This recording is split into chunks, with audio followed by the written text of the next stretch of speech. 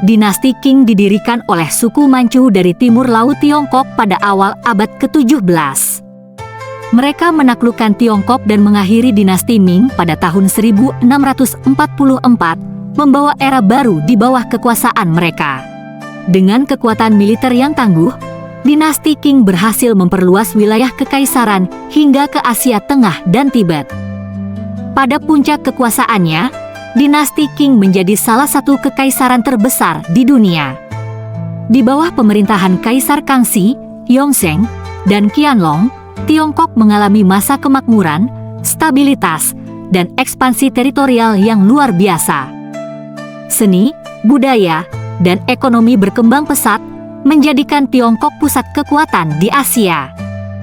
Namun, seiring berjalannya waktu, dinasti Qing mulai menghadapi berbagai tantangan.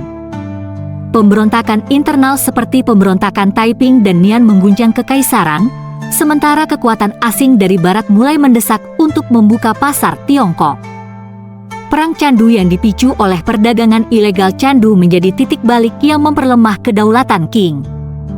Kekalahan Tiongkok dalam Perang Candu pertama, 1839-1842, dan kedua, 1856-1860, memaksa dinasti Qing untuk menandatangani traktat yang sangat merugikan, seperti Traktat Nanjing dan Traktat Tianjin.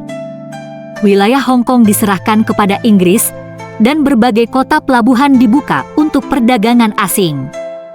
Dinasti Qing semakin kehilangan kendali atas negeri ini.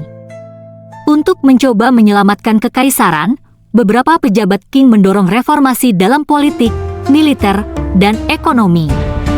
Reformasi 100 hari pada tahun 1898 adalah salah satu upaya besar yang dilakukan.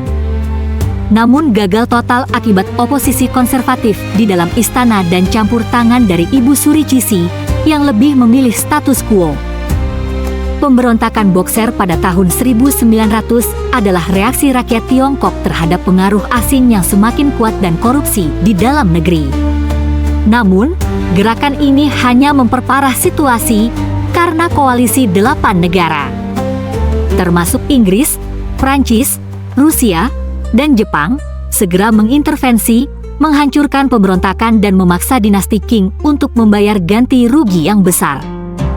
Setelah berabad-abad berkuasa, dinasti Qing akhirnya runtuh pada tahun 1912.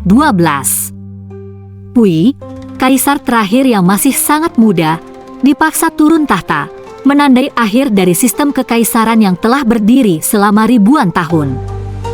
Tiongkok memasuki era baru sebagai republik, namun masa depan yang penuh gejolak masih menunggu. Meskipun dinasti Qing telah lama runtuh, warisannya masih terasa hingga hari ini.